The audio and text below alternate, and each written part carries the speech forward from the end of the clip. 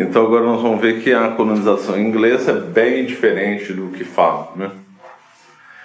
Por quê? Porque os ingleses nunca fizeram, então, a famosa colonização por povoamento, que aliás é outra classificação bem infeliz também. Essa classificação de colonização por povoamento ou de exploração foi feita por Leroy Beaulieu no trabalho da colonização entre os povos modernos, no final do século XIX. Quer dizer, uma classificação relativamente recente, não havia essa mentalidade ao longo de boa parte da expansão dos impérios coloniais. Então, nem as colônias, nem as metrópoles entendiam dessa classificação. Essa classificação, na realidade, de fundo marxista, né, completamente errada. Eu não vou avançar muito tempo, senão vai fugir o escopo da aula. Mas mesmo se fosse verdadeira, a colonização inglesa estaria longe de ser uma colonização de povoamento. Por quê? Porque a Inglaterra, quando começou a colonização, ela começou a colonização via companhias majestáticas, ou companhias de carta. Então, a coroa britânica dava por uma companhia um monopólio de exploração de uma determinada área. Então, por exemplo, a British Eastern Indian Company, a Companhia das Índias Orientais Britânicas, chegou a ser a maior companhia do mundo, a maior companhia da história, chegou a ter 100 mil soldados, né, mercenários a serviço dela. Ela que chegou a declarar a guerra contra a China, na Guerra do Ópio, no século XIX. Então, ela tinha monopólios lá na Índia. E também tinha um monopólio do comércio do chá nos Estados Unidos. Depois nós vamos ver que isso aí causou um monte de problema. Então estava longe da Inglaterra ter um empreendimento liberal, como se fala. Ela não fomentou o liberalismo, ela não fomentou o livre mercado, ela não fomentou a liberdade no comércio. Ela fomentou, o que ela fez foi um monopólio. Eram companhias monopolistas. E eram companhias monopolistas que misturavam o interesse público e o interesse privado. Mais ou menos como no Brasil, igualzinho. Corrupção, dinheiro desviado para lá e para cá. Só para dar uma citação, Baum, em 2009, escreveu: as companhias majestáticas inglesas ocupavam a zona cinzenta entre o poder político e mercantil, combinando impiedosas táticas do despotismo com estrutura legal de busca por lucros, derrogando o livre mercado. Quer dizer, essa era a mentalidade inglesa da época. Na ocasião, o parlamento inglês era corrupto, bem corrupto, se misturava muito, né, nesse dinheiro com as companhias, né? Então também outro autor que também cita no mesmo sentido, Ferguson, que escreveu 2 livros muito bons, um sobre os Estados Unidos chamado Colosso e outro sobre a Inglaterra, que agora me deu branco, mas vale a pena ler os 2 livros de Niall Ferguson. Aliás, paralelo a essas companhias majestáticas, a Inglaterra ficou muito rica na base da pirataria, assim como a Holanda também.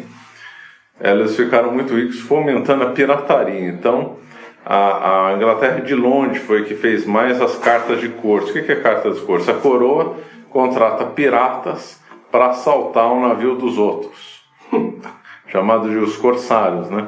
Essas cartas são chamadas cartas de marca ou cartas de corso.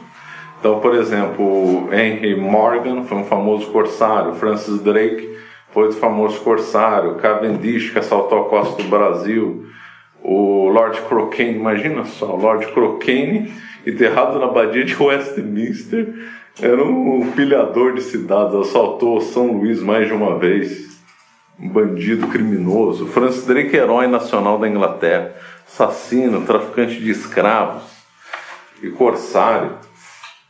Quer dizer, então a Inglaterra contratava, né, a Inglaterra e a Holanda contratavam essa pirataria oficial, né, com o nome chique de cartas de corso, corsários ou cartas de marca, para assaltar os outros.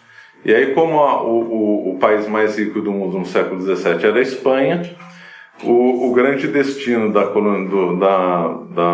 expansão marítima, tanto da Holanda como da Inglaterra, era assaltar os navios espanhóis, os famosos galeões espanhóis, assim que essa turma enriqueceu. Isso aqui é comentado expressamente pelo Ferguson. O Império Britânico começou como um redemoinho de violência e ladroagem marítima. O Império se utilizou de ladrões como o pirata Morgan, que eu citei, para roubar os impérios marítimos dos outros. Os outros lê-se principalmente Espanha. Como os ingleses não acharam metais preciosos, só havia uma coisa a fazer: roubar os espanhóis. Foi assim que eles começaram com o dinheiro. Muito longe da lenda da liberdade, de fomentar livre mercado, de povoamento e tal. Coisa completamente delirante. Então, os Estados Unidos a colonização começou com essa mentalidade inglesa no século XVII. Paralelamente a isso, essa estrutura de roubo legalizada, de companhias monopolistas, havia o protestantismo na Inglaterra. A Inglaterra ela não se tornou protestante da noite para o dia com Henrique VIII.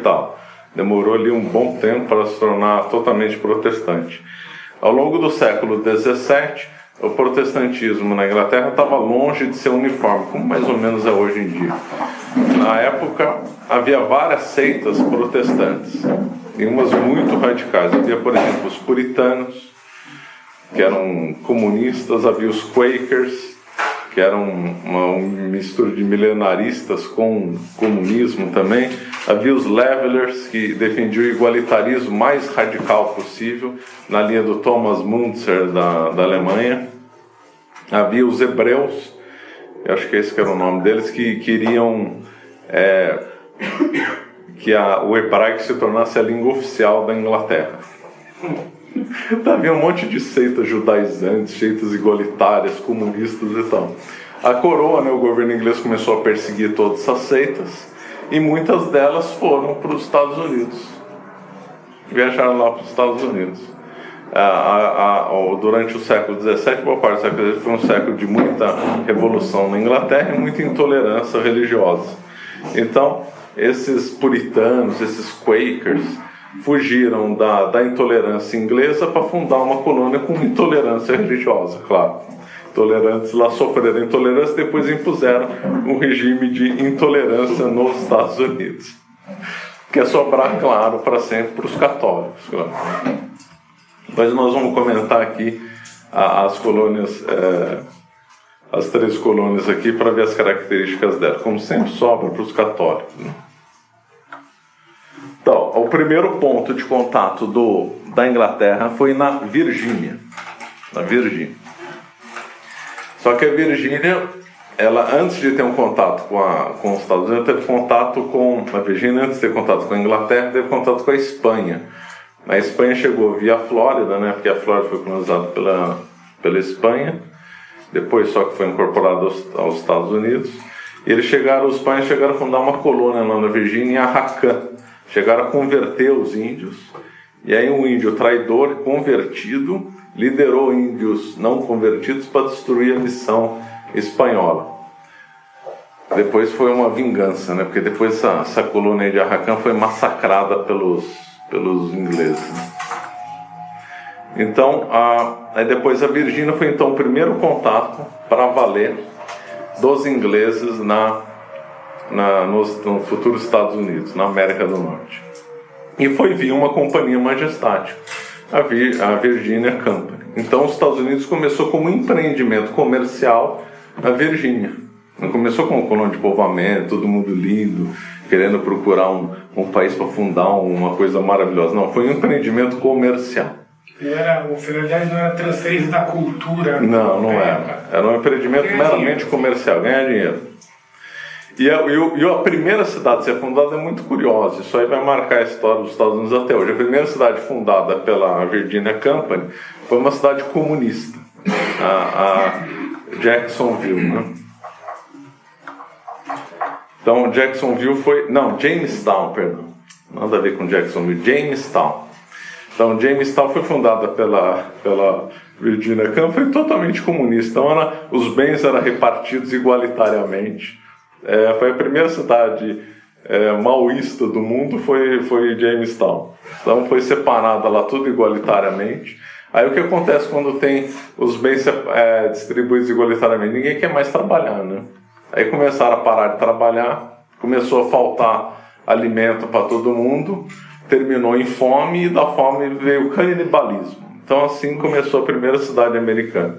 Jamestown começou Foi um empreendimento comunista fracassado que terminou num canibalismo. Não, beleza, né?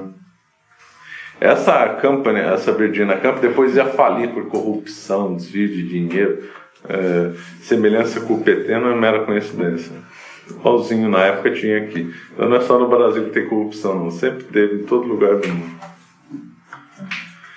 E essa Virginia Company, ela tinha feito um acordo com Londres de escravidão temporária. Aliás, a Inglaterra é mestre em escravidão, né? Tem que fazer um outro parênteses aqui, desculpe pelos parênteses, mas para entender bem temos que entender também a escravidão. Então, a escravidão, que é cheia de lenda e mito também, a escravidão não é só do homem branco contra o homem negro. Aliás, no século XVII tinha mais escravo inglês do que inglês escravizando os negros. Por quê? Porque havia um tráfico de escravos, de traficantes de escravos que pegavam escravos na costa da Inglaterra. Durante vários séculos se capturavam escravos na costa da Inglaterra. E também lá na Europa Oriental. Tanto é que a palavra Sacaliba em árabe é sinônimo de homem branco e de eslavo, né? E de escravo. E no inglês é igualzinho, né? Slave e slave. O eslavo, escravo, não é mera coincidência terminológica, era a mesma palavra. Eslavo, escravo era sinônimo. No árabe também era assim. Então havia um forte fluxo de escravos, dos eslavos, que da Idade Média surgiu isso, não era nem na Idade Moderna, na Idade Média surgiu, controlado por judeus e mouros, que faziam esse tráfico de eslavos, e depois para vender lá na Turquia, onde é hoje a Turquia, né, no Império Otomano, já muçulmano, né, pós-queda de Constantinopla, e também para o norte da África. E quando a Espanha pertencia aos mouros, também recebia esse fluxo de escravos vindo do Oriente, da Europa Oriental.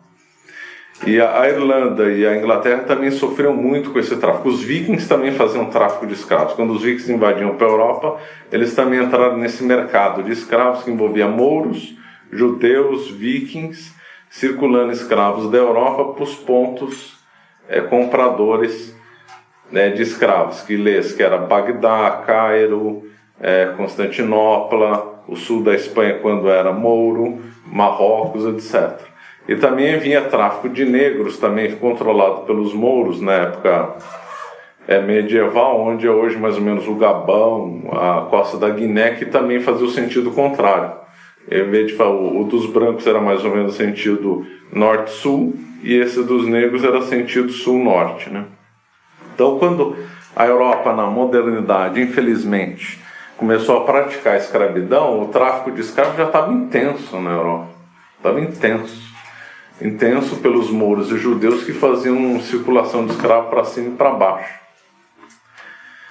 Então, quando a Inglaterra partiu para a colonização dos Estados Unidos, já havia uma mentalidade bem escravista. Isso aí, e associado ao protestantismo, essa mentalidade escravista era racial. É que tá, uma coisa muito complexa. A mentalidade escravista em Portugal e na Espanha não era racial. Pode parecer um absurdo, mas não era. Tanto é que aqui no Brasil, o sonho de todo ex-escravo era ter escravo. Então não era uma coisa racial. Então aqui no Brasil aliás, o Brasil chegou a ter escravo que tinha escravo, né? As coisas que só tem no Brasil. Tinha um gerente de uma fazenda que ele era escravo, tinha 3 escravos. Às vezes no Brasil o escravo tinha dinheiro de comprar liberdade, ele comprava outro escravo para não trabalhar, claro. Esse é inteligente. Né? Terceirizava o trabalho, claro. Então, não é piada, a escravidão é um mal, mas é que a escravidão no Brasil foi muito diferente da escravidão nos Estados Unidos, né? A escravidão no Brasil, toda escravidão é um erro, claro, isso a igreja condenou desde a Idade Média. Mas é que no Brasil os escravos, é lógico que tinha muitos escravos que eram maltratados, tem muita prova documental sobre isso, mas em geral os escravos no Brasil eram muito mais bem tratados que os escravos nos Estados Unidos, não é para comparar. E depois, o ex-escravo no Brasil tinha direitos iguais aos brancos, e nos Estados Unidos não tinha. Nos Estados Unidos, por exemplo, eles não podiam ter arma, nenhum tipo de arma, não podiam andar a cavalo, Então eles tinham, era completamente separado, segregado. Na Espanha também, os ex-escravos também. E ninguém gosta de contar, mas boa parte dos conquistadores espanhóis, porque tem os conquistadores de primeira linha, né? Cortés, Valdívia, Pizarro e outros. Agora teve um monte de conquistadores chamados de segunda linha, então boa parte deles eram mulatos. Olha, tem um livro falando os conquistadores mulatos. O Valdívia, o braço direito dele era um, conquistou o Chile. Então, no Império Espanhol, no Império Português, havia ascensão social para os ex-escravos. Agora, na mentalidade inglesa, associou o escravo com o racismo, uma combinação. E aí foi brutal, porque os protestantes não faziam nada para fazer uma elevação moral e nem tentar salvar a alma dos negros. Achavam uma raça completamente inferior, próximo dos animais, né? E essa mentalidade escravocrata na Inglaterra era tão forte no século XVII que eles faziam escravidão com eles mesmos. Então, por exemplo, em Londres, que foi uma cidade muito suja e pobre no século XVII, havia muita pobreza lá, o povo passava fome. Então eles se vendiam como escravos para a Virginia Company. Iam trabalhar nos Estados Unidos, chamada servidão temporária ou servidão por contrato. Você assinava um contrato com a Virginia Company, eu vou trabalhar como escravo durante 10 anos na Virgínia e depois eu obtenho a liberdade. Agora tinha umas malandragens no contrato. Se eu também tomasse dívida quando eu vivesse na Virgínia, era prolongada a minha escravidão por mais um tempo, né? Aí o absurdo é que a prefeitura de Londres, vendo que tinha muita criança abandonada em Londres, arrecadava essas crianças e vendia para a Virginia Company. Então a Virginia Company pegou um monte de crianças e adolescentes e mandou para a Virgínia.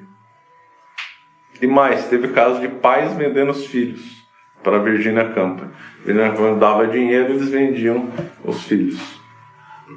Então a coisa era brutal. Então, no começo, nós vimos que a escravidão, e a escravidão também da Inglaterra também teve contra os irlandeses também, né? Então, a Inglaterra tem obsessão contra a Irlanda, né? Porque a Irlanda é católica, eles são protestantes. Então, tinha lá os atritos contra a Irlanda, e pronto, os capturados eram vendidos como escravos para o Caribe. Eram vendidos principalmente para Barbados, daí os Redlegs lá. Todos escravos brancos, irlandeses. Então essa mentalidade escravocrata inglesa, racista, foi para os Estados Unidos. E principalmente na Virgínia.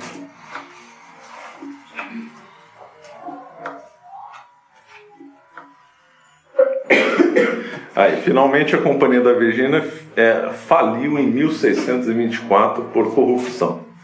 Aí a coroa inglesa instalou uma plantation de tabaco. Plantation significa monocultura. No plantation no Brasil, ao contrário do que os livros dizem, foi exceção plantation no Brasil. O Brasil era mais com pequena propriedade, ou médias propriedades. Mesmo quando teve a cana-de-açúcar no Nordeste, era muito comum ter pequena propriedade. Na Virgínia não, eram totalmente grandes propriedades lá. Que é a típica de plantation. Que a Inglaterra começou a testar o sistema de plantation na Irlanda. A Irlanda, eles fizeram um laboratório lá de tudo que é ruim para exportar para as colônias, né? E essa exploração de plantation de tabaco na Virgínia, depois teve plantation de algodão também, era monopolista, então só podia ser exportado o tabaco via barcos ingleses. E na Virgínia era proibida a fé católica, a religião católica era proibida lá na Virgínia. Então essa era uma colônia. A primeira colônia das 13 foi a Virgínia. Agora vamos passar então para uma outra colônia inglesa. Por que eu estou falando de uma colônia por outra? Porque eram 13 colônias, na verdade no começo não foram 13, foram 2 ou 3, que a Nova Inglaterra se partiu, e outros foi criada outra, a Georgia começou depois o Delaware foi a 13ª. É assim, mas por que eu estou frisando uma colônia? Porque elas eram realmente independentes uma da outra. A expressão Estados Unidos, eram 13 colônias independentes. A Inglaterra administrava elas como se elas fossem independentes. Então nós analisamos agora a colônia da Virgínia. Depois ainda vou voltar a falar um pouco da Virgínia. Agora vamos analisar então a colônia rapidamente de Maryland.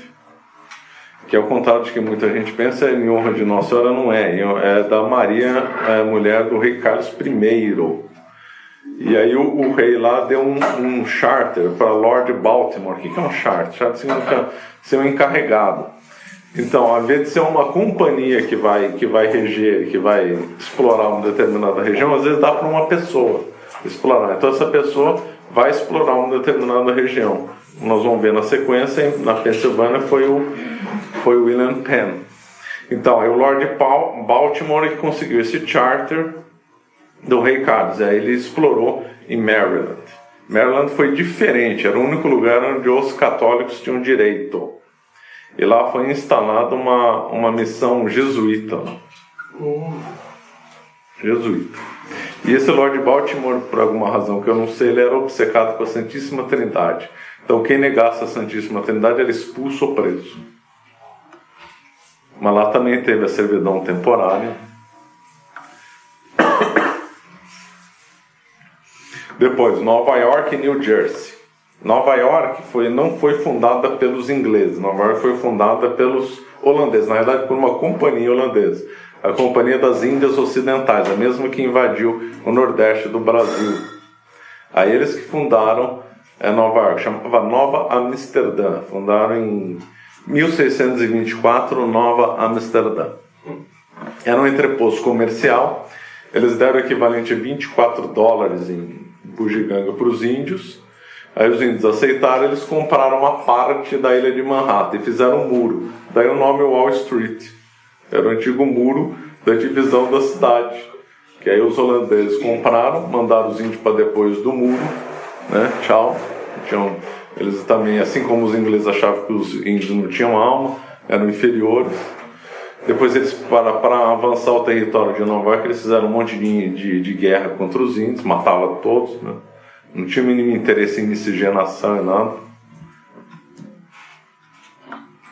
Por exemplo, o massacre da Pavônia, para ficar com dado, o massacre da Pavônia em 1643.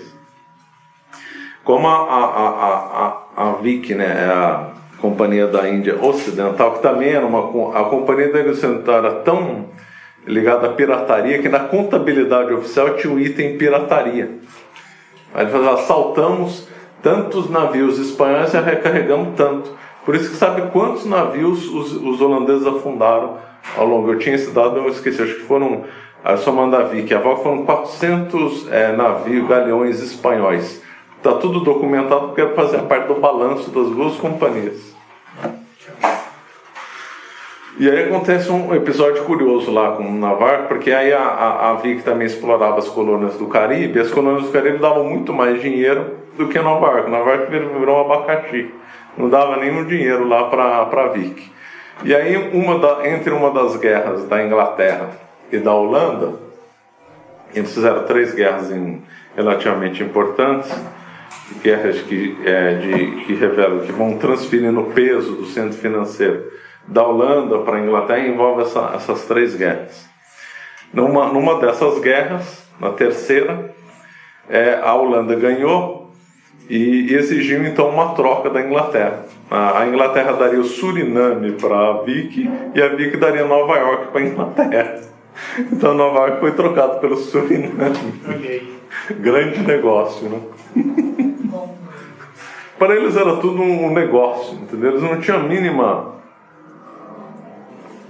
ideia de construir uma civilização num outro local, ter contato com outros povos e tentar levar esses povos à civilização, como fez Portugal e na Espanha. Esse negócio de elevar esses povos à civilização é reconhecido até por um autor marxista historiador no Brasil. Por exemplo, o Buarque de Holanda fala no livro dele que o objetivo de Portugal era levar os povos pagãos à civilização. Porque isso é tão claro nos documentos que até um autor marxista não nega isso. Agora, na história da Holanda e da Inglaterra, não, eles não estavam nem aí, eles estavam visando com negócios. Negócio do ponto de vista da coroa e das companhias. Do ponto de vista das pessoas, ainda vou falar um pouco. Então, ele trocou. A New Jersey se tornou, era bem secundário, também teve influência da Vic, depois se tornou uma colônia independente depois. a religião católica também era proibida em Nova York também. Lembrando que a primeira sinagoga de Nova York foi fundada pelos judeus expulsos de Recife. Não foram os judeus expulsos de Recife que fundaram Nova York, como tem uma lenda que circula. Não, foi a primeira sinagoga. Aliás, o cemitério da sinagoga em Nova York é interessante. Tem um monte de sobrenome português brasileiro. Né? Falar que os nomes até hoje o rito lá é rito lusitano. Né? Rito lusitano. Né? Que interessante. Interessante. Lusitano. Nova Inglaterra. A Nova Inglaterra é o grande, quando se pensa em colonização das 13 colônias, a alma da colonização inglesa nas 13 colônias foi a Nova Inglaterra, que é o norte, e depois foi partido em Delaware, em Massachusetts, etc. A Nova Inglaterra, na origem, englobava áreas dos estados de Connecticut, Maine, Massachusetts, New Hampshire, Rhode Island, Vermont e Plymouth. Plymouth é que a gente fala em português Plymouth, mas acho que a pronúncia certa é Plymouth, que também foi uma outra companhia. Essa foi a segunda companhia fundada pelos ingleses para explorar os Estados Unidos, que foi a Virginia Company e a Plymouth Company. A Plymouth Company atuou na área da Nova Inglaterra. Agora, a Nova Inglaterra é a alma da colonização britânica. Por quê? Porque lá que foram os puritanos, que é aquele grande ramo protestante expulso lá da Inglaterra, e eles que fundaram lá, e que toda aquela lenda da colônia de povoamento, de construir uma nação, etc. e tal, está na Nova Inglaterra por meio dos puritanos. No meio dos puritanos. Então os puritanos se instalaram lá, instalaram um regime de intolerância religiosa. Foi lá na região que teve o famoso caso das bruxas de Salem, que queimaram 20 pessoas acusadas de bruxaria. Depois fica falando da Inquisição Católica, nos Estados Unidos também teve. Vamos lá, por que ninguém fala? Então lá, Inquisição, Salem, 20 bruxas mortas. Então, esses puritanos, é muito interessante a história deles, não dá para alongar, mas vale a pena, quem tiver interesse, é um estudo bem interessante, porque eles eram bem milenaristas, ou utópicos, depende do melhor enfoque, que eles então saíram lá da Inglaterra perseguidos, assim como os judeus saíram perseguidos do Egito. Mas aí os judeus atravessaram o deserto, e eles atravessaram o oceano, então eles se achavam como os herdeiros do Antigo Testamento, os judeus do Antigo Testamento. Que seria uma espécie de novo mar vermelho. Novo Mar Vermelho, exatamente. E aí quando eles fundaram lá, aí tem a lenda do Mayflower, que é o principal navio que levou eles para lá, né? Isso é contado na história. História nos Estados Unidos também mente, igual no Brasil. Aliás, eu duvido que tenha um lugar que não mente na história. Não sei como é que é a história em Botsuana, mas aposto que falam um monte de mentira. Não tem lugar do mundo que não mente em história. As pessoas dizem mesmo, tudo mentira lá o que fala. Tem até um livro lá popular nos Estados Unidos que seu professor de história mentiu para você. Tem lá, pode pesquisar na Amazon, lá, tá bem vendido. Também tem descaradamente. Esse paralelo é interessante porque seria uma justificativa então para o extermínio dos índios. Porque na Terra Prometida os judeus, quando lá chegaram, tinham que exterminar os povos que viviam lá, os filisteus, etc.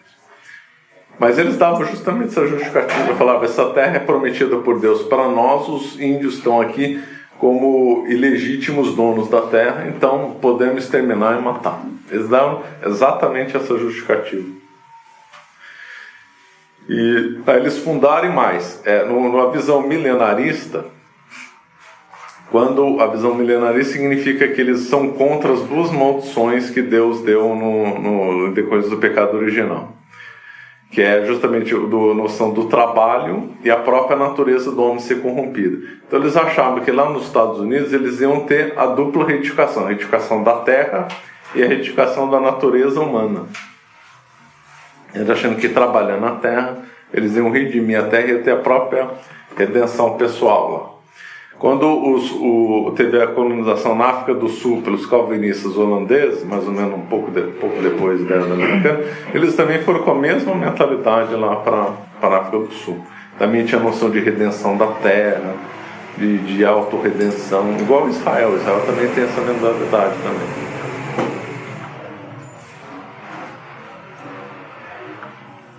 E lá, a exemplo de Jamestown, de Jack, como é que chama? Jackson? Não, é Jamestown. A exemplo de Jamestown, lá na Nova Inglaterra também fizeram uma colônia, uma comunidade comunista também. Os puritanos fizeram na Plymouth Colony, fundada também pela companhia Plymouth Company. Em 1620, toda a produção deveria ser entregue para armazenamento comunitário, na qual cada indivíduo receberia uma fração igual, não importando com quanto contribuiu com os bens produzidos. Aí o que aconteceu? O comunismo não dá em lugar nenhum do mundo, e aí houve fome, e aí tiveram que abolir o sistema. Quer dizer, os Estados Unidos foi fundado igualzinho hoje. Hoje nós vemos as grandes companhias do mundo fomentando o comunismo no mundo. Ou por financiamento, ou por ideologia. Nós já vimos McDonald's, igualitarismo na comida, igualitarismo nas roupas, o rock e tudo. É a mesma mentalidade que tinha lá na época. Hoje nós vemos milionários e bilionários americanos financiando o comunismo no mundo. Igualzinho naquela época, mesma coisa. Na Nova Inglaterra também foi o que vai fazer a alma americana. Todo pensamento americano que vai vencer é o pensamento da Nova Inglaterra. Aquele pensamento do Sul, que nós vamos ver depois na Guerra Civil Americana, e mesmo o pensamento do Sul das 13 colônias, foi vencido pelo pensamento do Norte, esse pensamento da Nova Inglaterra. E aí quando esses radicais puritanos acabaram se tornando minoria, acabaram perdendo prestígio, começou a crescer então a verdadeira alma americana, que é a alma calvinista. É a alma na qual o sucesso material importa um sucesso, uma salvação eterna. Então a alma... Esses puritanos, eles tinham já uma influência calvinista, ou essa influência calvinista chegou depois? Chegou depois. Eles eram mais comunistas na acepção clássica do que naquela acepção dual do sucesso material importar uma salvação. Tá, então a mentalidade de self-made man começou a ser formada aí. Começou a ser formada aí. Os calvinistas. Dos winners e losers, vem daí. Essa alma da Nova Inglaterra, tem até um livro comentando lá, a Nova Inglaterra controlou a mentalidade dos Estados Unidos inteiro. Uma coisa parecida, assim. Lá também tem uma outra lenda que a Nova Inglaterra foi o lugar mais fabuloso do mundo e tal, que não tinha escravo. Mentira, lá também tinha escravo. E tem as lendas dentro da lenda, né? Então lá também, alguns vão um pouco dizendo que os Estados Unidos as 13 colônias eram divididas em 2 grandes grupos. O grupo do norte foi de povoamento e o grupo do sul foi de exploração. Essa divisão aí é mentirosa também. No norte também teve escravo, também teve exploração. É que o norte, a Nova Inglaterra, se tornou mais rico, se tornou até percapitamente mais rico que a Inglaterra. Aí a outra colônia, então. Então nós vimos agora, estamos vendo a quarta, lembrando que a Nova Inglaterra teve todas aquelas partições. A Pensilvânia, então. Pensilvânia foi um caso bem interessante. A Pensilvânia também foi um charter, né? O pai do William Penn tinha um crédito com a coroa, porque ele tinha feito uns serviços, né, para a coroa, inclusive de guerra, financiado umas coisas. O rei inglês Carlos II estava devendo dinheiro para a família e quitou essa dívida, dando a Pensilvânia para a exploração do William Penn. William Penn é o típico esquerdista caviar, como se diz hoje no Brasil. Ele era multimilionário, né, então credor da coroa, e comunista, né, claro. E ele era adepto dos Quakers. Os Quakers é uma seita protestante, comum também na Alemanha, Holanda e também na Inglaterra. Deles é que vê aquela famosa veia Quaker, né, que a gente comprava. Não sei se ainda tem. Não tem ainda, né? Tem. Mas como isso, né? Quaker significa que treme, né? Por quê? Porque quando eles recebiam o Espírito Santo, eles tremiam, né? Eles são a avô do pentecostalismo, né? Então, aí eles recebiam o Espírito Santo e tinham que ficar tremendo, né? E eles eram uma fusão meio do pentecostalismo, dessa visão mais mística, com também o comunismo. E eles andavam tudo com roupa preta. A roupa não podia demonstrar nenhum tipo de hierarquia, nem entre homem e mulher. Eles são tidos como os fundadores do feminismo, né, os Quakers. E era proibido dar o nome, chamar o outro de Mister. Só eu, não Mister. Não podia tratar o outro de senhor. Ela podia só linguagem familiar e igualitarismo completo. Igualzinho os Estados Unidos hoje. Só trocou a roupa preta pelo jeans, né? Igualzinho. Que época que é que você está falando? Aqui é século XVII. Que é no final do século XVII. E muitos Quakers lá defendiam contra a propriedade privada. Abertamente. O William Penn, aí vem a demagogia, né? Fundou a cidade de Filadélfia, cidade do amor fraterno. Nossa, só o nome da cidade. Nessa cidade do amor fraterno tinha um centro de comércio de escravo.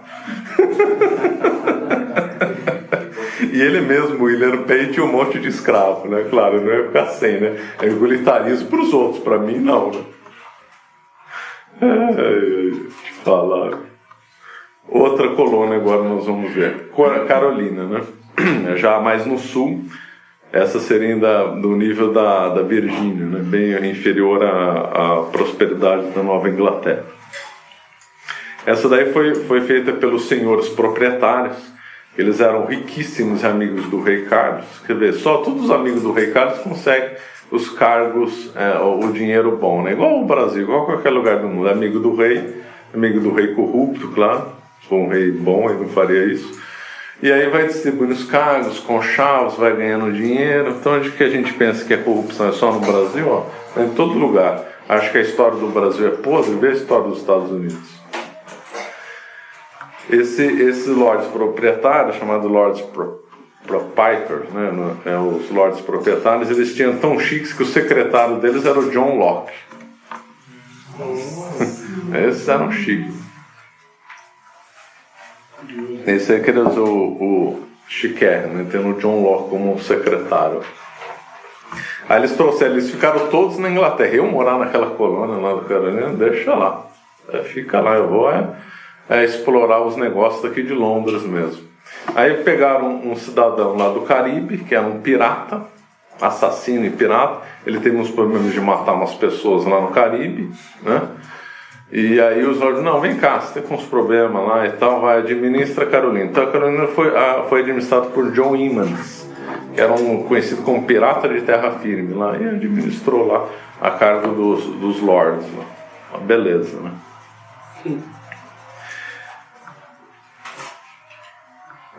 Lá eles instalaram um mercado de escravos, que era o seguinte, eles pegavam, daqui a pouco eu vou comentar dos índios. Então, 2 índios para 1 escravo negro. Essa era a contabilidade lá na Carolina. Então, tinha um centro de negócio de exportação. Capturavam alguns índios nos Estados Unidos e exportavam 2 para 1. Importavam um escravo negro à custa de 2 índios. Tinha lá. Beleza. Aí, na sequência das colônias, a Geórgia. A Geórgia foi fundada, foi uma das últimas, aliás, foi a última do ponto de vista territorial, foi a última, ela é a mais ao sul, na divisa com a Flórida, que foi o Georgia Trustees, que era um conjunto de mercadores, ministros anglicanos e nobres da Inglaterra, que fundaram a colônia da Geórgia em homenagem ao rei George II, já no século XVIII. Isso.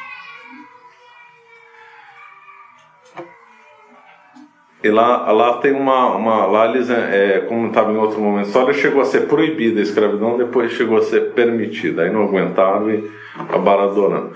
A curiosidade de lá é que esses Georgia Trust foram muito espertos. A Inglaterra, tudo bem, tem os endividados, os golpistas e tal. Para atrair uma certa mão de obra que ninguém queria morar na Geórgia, era o fim de mundo, fronteira, com o índio, com a Flórida e tudo. Na Flórida também ninguém queria morar. Eles então deixaram o lugar lá como asilo de devedores. Pela lei da Geórgia, nenhuma dívida de fora da Geórgia era reconhecida lá. Então o povo que era devedor da Inglaterra, de todas as outras 12 colônias da Nova Inglaterra, da Virgínia, fugiam lá para a Geórgia. Então era o paraíso dos devedores. Então, como nós vamos aqui pelo esse curto apanhado aqui, nós vemos que está longe daquele delírio que é ensinado nos livros, tanto aqui no Brasil como nos livros dos Estados Unidos, que aqui foi tudo que os Estados Unidos foi colônia de povoamento, e o povo veio com uma noção de fundar uma nação, nada. Foi um combinado até aqui de fanáticos religiosos, de companhias que só pensavam em lucro e de uma coroa corrupta. Essa foi a natureza da fundação dos Estados Unidos. Fora os piratas, né?